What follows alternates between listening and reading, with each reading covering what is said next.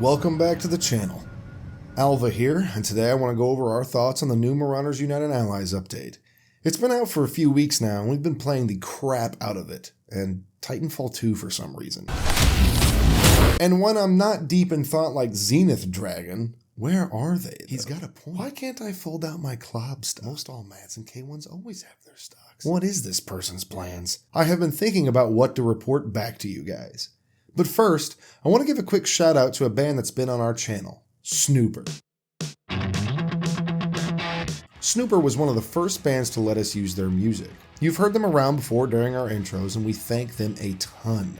They're a sweet punk band from Nashville, Tennessee, and I want to stop by and let you know they have an album coming out July 14th called Super Snooper. Now, they didn't sponsor this video or anything, but I felt it right to give them some love as they gave us some. You can pre-order the album on Bandcamp and listen to the 2 singles that have released so far.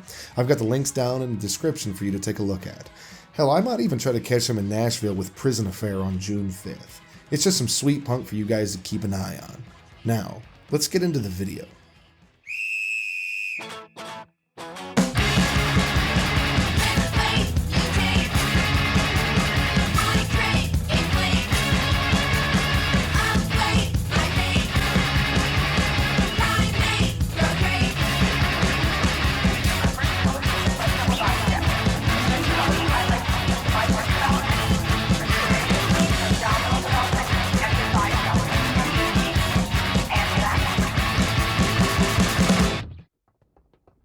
The Colony Cruiser is an excellent map with a lot of detail and world building in it. It is definitely their most polished map yet in terms of looks, and has a ton of little details. It plays really well, but could use some reworks to the spawns. I like the quests, I like the way the vault is set up, and I like how close quarters it is. It almost feels like it's our version of Factory. The way the vault is set up is a very, very unique way, and the map demands you play it a little bit differently than any of the other maps in the game. It's a surprisingly great, fresh change. The only thing I can really say is I'd also like the older maps to have a little bit of a facelift now, but that's something I'm sure SIG is thinking of for down the road. Another cool thing is the secret locations added into the maps. I've not seen them all, but these are really great little things to stumble across. They add a little extra flair, and the loot doesn't hurt either. I really like the little vending machines too, even if they aren't so secret. What? Again, it just adds some new world building and flair to the world that's much needed in certain areas. The United Allies cosmetics are great. I've been rolling around in the Marine uniform a lot.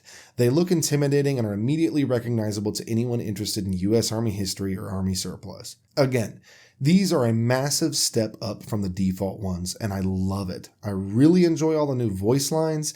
The American and Australian ones are perfect. They're perfect.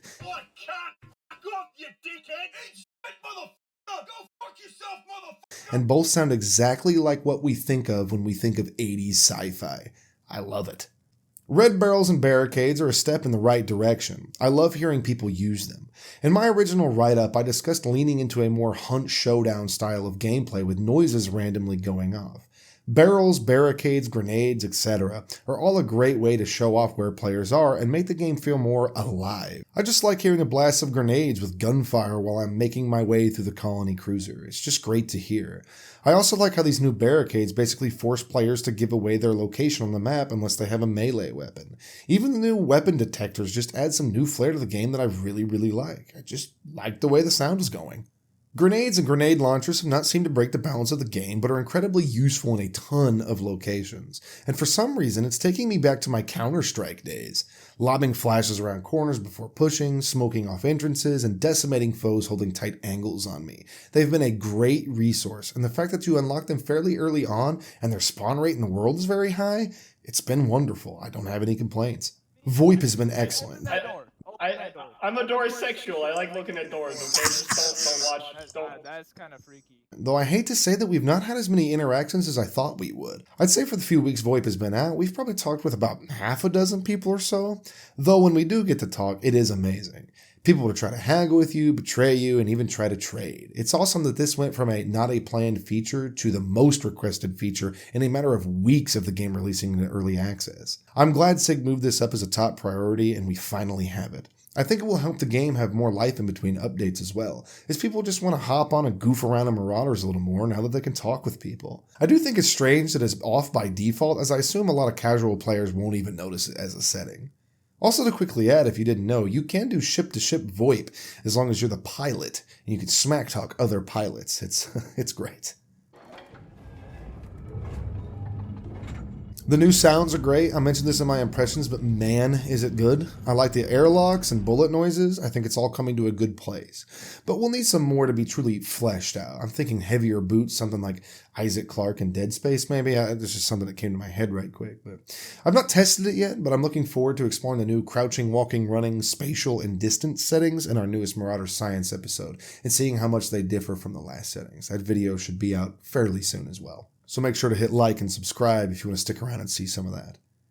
Scopes are an excellent addition to the game, as with grenade launchers. I don't think they've truly shaken the game up, if you will. The scopes are useful in a lot of locations, but almost a problem in others. I do wish we could remove them in raid, but I do think it's a good balance decision and a risk-reward factor. I mean, you've got to think about, well, if I get Colony, I'm going to be screwed, right? Or if I get Navy Outpost, it's going to be hard. But if I get Terraformer, it's going to be really good. Using them on the Terraformer Tower has been the biggest boon for me, and in certain places around the other maps as well, but in the close quarters of the Capital Ship or Navy Outpost, it can be really, really bad. And not to mention the sensitivity is way too high when you're ADSing with scopes, but I believe that's bugged out currently. Salvage is another excellent addition to the game that I think solves a lot of scav run issues without having scav runs. We all know how painful it was just to have a Luger and no backpack and do those runs. I think they were a lot of fun personally, but for some they were less than enjoyable. With Salvage, you can find a lot of stuff to really help you succeed in raids by flying around in space for a couple matches. I found great armor, backpacks, guns, meds, crafting stuff, etc. that I've used to massive success. I think it's a great alternative to having a scav run style system like Tarkov. It also just makes space feel more alive. I love seeing people doing all sorts of things out there now. Speaking of space being a weak point, the ship market has been a stupid good idea. Never before have I ever seen this much ship diversity. It still blows me away to see capital ships in raid, as I think I literally saw 2 or 3 manned by players since the playtest days. It's cool to see different ships and for people to use them on the offensive rather than just using them to quickly get places or maybe blow up a couple rust buckets. The new items added have been great. I liked the stoner, new armor, and rigs. I like having more loot diversity as a whole. The spice item has been really cool to use as well and is another nice item to keep in your med pouch for those rough raids. Quick notes. I like a lot of the balance changes that were made, such as increasing the headshot multiplier, player sprint acceleration, Clob is full auto again but does less damage, hipfire recoil on SMGs, the K1 stock is on the trader, AI health and balance changes, and so on and so on. I didn't really see or notice anything terribly bad in the list in my opinion. I think they're taking this sort of balancing thing really serious and not changing anything too quick, but letting them settle in. Just so everybody is aware, sometimes when you're a dev in a video game, if you've taken any sort of classes or lessons in this, some of the common things, if something isn't working out very well and you don't like it, double it up. It seems to be a little thing. So if 50% is, too much damage, do 100% damage. And if that doesn't work out, well then half it, or go back 25%. That is a very common thing. So when SIG is doing this, they're probably taking that approach, which we'll get into here in a sec with some of the other stuff I'm going to criticize. But do have some patience with that sort of thing. It is a better alternative than, loot diversity. Let's change it from, 25% up to 30%. Well, that might not be enough and nobody will notice, but they're sure going to notice if you double 30 to 60. And so you'll see how it settles in, and maybe you can find the middle point between those two. You know what I'm saying? So with that, here's some things I can criticize about the update and its hotfix. The loot nerf does seem a bit excessive. If I understand correctly, vault loot and other gray-red boxes have been nerfed by quite a bit. I understand the reasoning and agree with it, as it's way too common to see people in level 12 gear, but the chance to get good loot seems a little small now. I think someone mentioned that having vault loot tables would be a good idea, but it would be a lot of work for the devs. Basically, each container has a loot table, but the tables that are used in vaults are the same elsewhere, so they can't nerf one without nerfing the other. Therefore, all loot gets nerfed if it shares that quote-unquote table. I know it's a bit complicated, but I'm sure it'll work out in the end. Let's just give them some time. Matchmaking is a bit hit or miss on wait times now, both with playing with friends and just doing solo. We went from 30 to 60 seconds to find a raid to upwards of 3 or 4 minutes sometimes. One of the things I've always said was such a breath of fresh air from things like Tarkov was these really quick raid times. I'm sure they'll get settled, but maybe they change some settings around. We'll see how it goes. The spawn rates of the Merchant, Capital, Baron, etc. seemed great pre-United Allies update, but now I rarely ever see them. Zero to Hero just still needs an overhaul, as a few of the missions are still very grindy and RNG based, rather than fun. I think having more of those gun challenge type missions would be fun, but not with a specific weapon. It could be that weapon's type though, i.e. SMG, a rifle, whatever, but not just doing the frickin' flamethrower missions again. Also, again with the spawns, finding certain foes to kill has been a nightmare for us this wipe. Now, I've got friends who love Marauders, but he kind of stops playing because he gets stuck on his Zero to Hero missions. He hates playing each night because he never gets the maps he needs. I know the game isn't all about Zero to Hero, but a ton of my buddies love seeing the number or progress bar go up, so cycling in and out of raids often gets very old very quickly for them. I think grenades need their own slot or to have a quick use button as long as they're in a rig or your 4 little squares.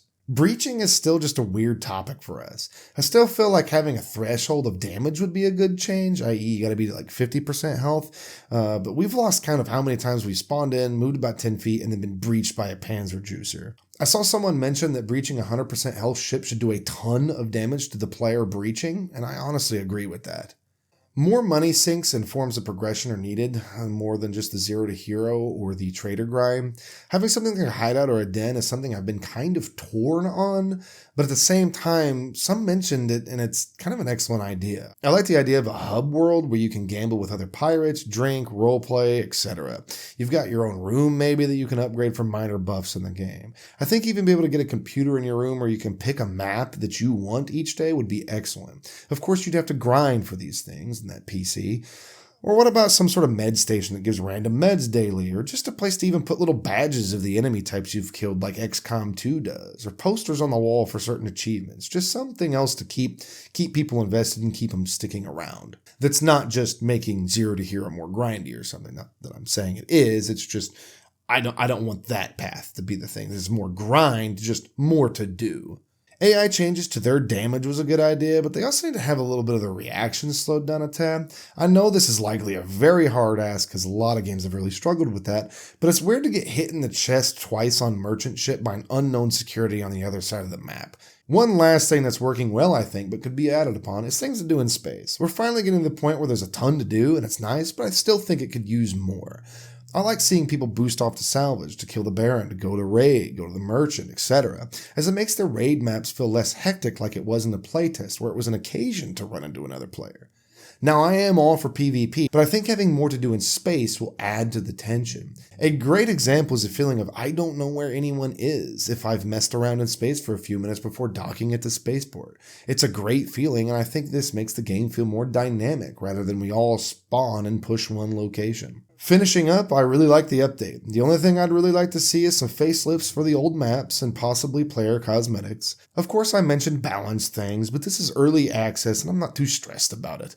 SIG can play around with their game as much as they want and let us help them find the sweet spots for these sort of balanced things. SIG is taking the game places that the player base is actually asking for and continues to keep listening to any and all feedback, even if it's negative. I've seen both Met and Sieg both take personal insults to themselves, to their company, to the publisher, to whoever, and turn that around and still listen to the feedback. And that's something, I'm not encouraging people to go shit talk those guys, by the way. I'm just saying it's nice to see that even the most angry of their customers, they still want to help.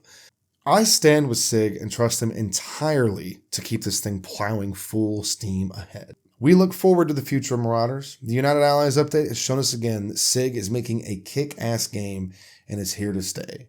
And I hope you'll stick around and stay here with Unflinching Alpha Studios. Hit that subscribe button, that like button, leave a comment down below, and we'll catch you guys next time.